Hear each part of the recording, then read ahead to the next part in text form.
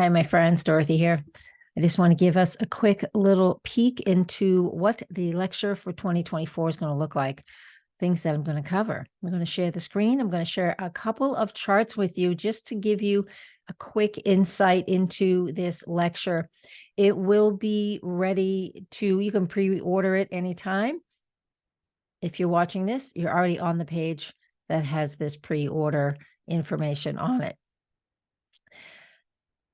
What a year we've already had in 2023. I know I'm recording this at the very, very end of October, just after our final eclipse of the year. So it's the lunar eclipse we just had.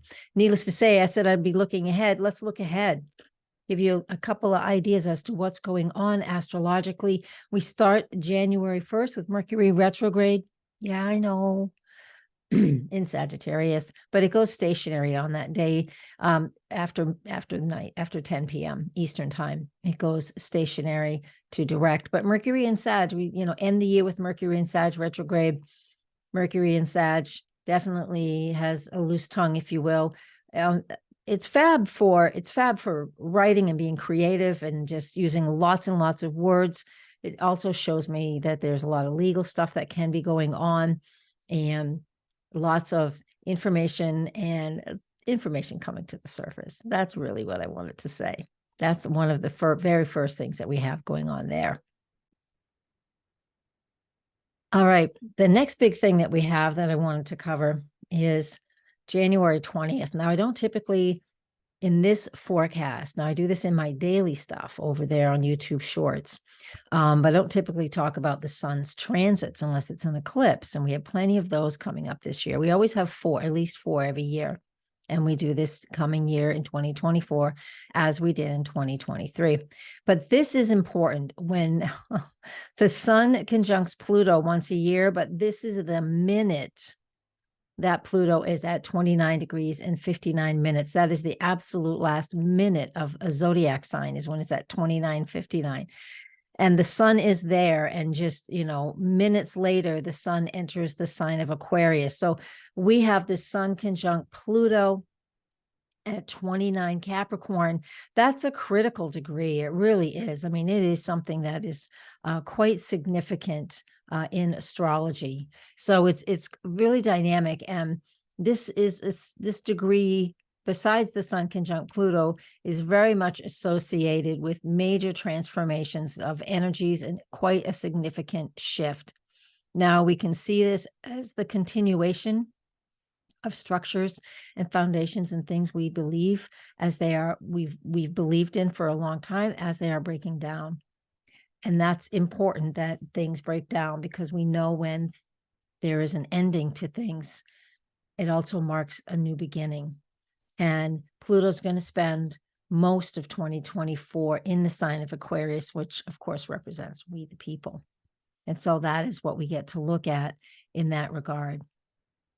Let me see where I am for my sharing. Okay, good. What's next? The next chart I wanted to look at was, we have a lot of eclipses too. Let's see if I can find those eclipses. Here we are. We have an eclipse on March 25th. Make sure I'm sharing the same screen with you. Yes, I am. Here's the eclipse on March 25th. We have a lunar eclipse in the sign of Libra. 6 months before this, we had a new moon solar eclipse in the sign of Libra. That's the one we could see in the United States, out in the West Coast, right? Through Texas, through New England, not New England, through the Midwest and the west of the country. Full moon lunar eclipse in Libra.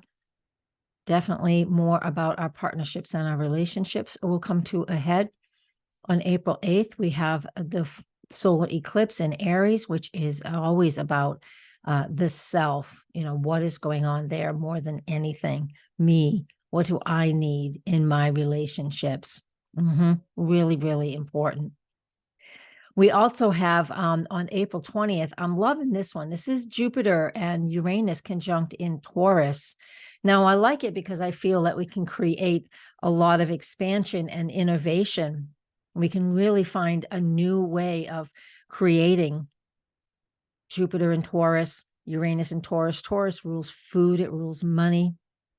the things that we value, how we can be more innovative. Of course, how we're integrating AI into our lives, whether you like it or not. It's integrated already, but we're much more aware of it.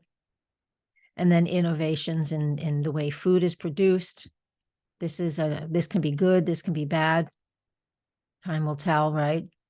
But I see this, depending on where this is in your own chart, if you're looking towards financial gain or food security, you're looking at these things in your own way.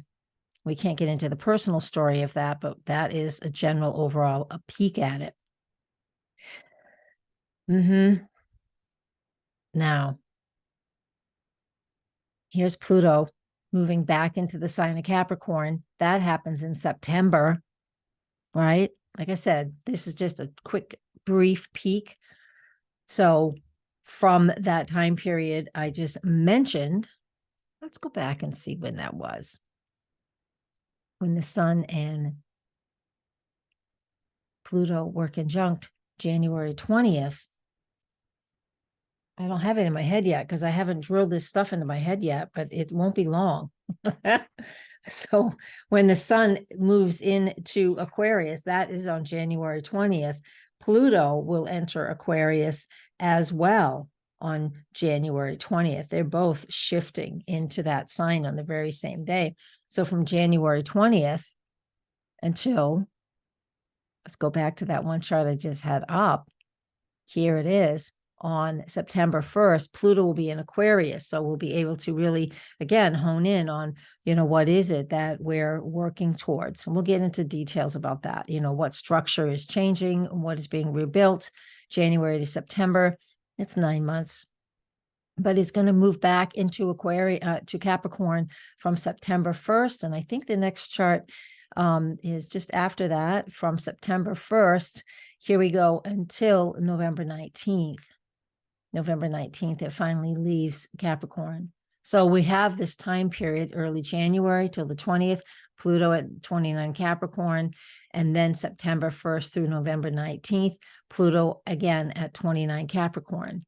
The Sun is there only on that one day, January 20th, which highlights the destruction, so we can then focus on what we're building from there. But when things break down, we still have to clear up the mess. Just think about, when they take a building down, and how they make the piles of the different things. Oh, and then we have to start cleaning that up before we can create something new and fresh.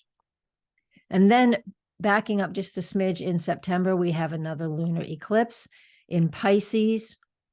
That gives us a little bit of a spiritual twist to everything. I mean, really gives us an opportunity to move back into that a little bit, right? The spiritual wellness. Time will tell. And then the solar eclipse on October 2nd, again, another new moon eclipse in Libra. Excuse me, that happens. The eclipses will spend 19 months in two signs, and once in a while they'll shift into others. And you saw that when we have the lunar eclipse in Pisces. Moving back to this new moon in Aries, new moon solar eclipse, that will be in October. There's the Pluto event.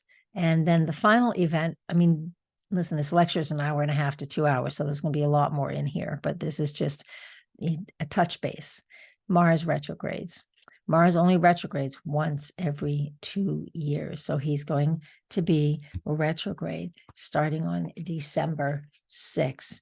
And he does retrograde back into the sign of Cancer. Let me grab these complete dates.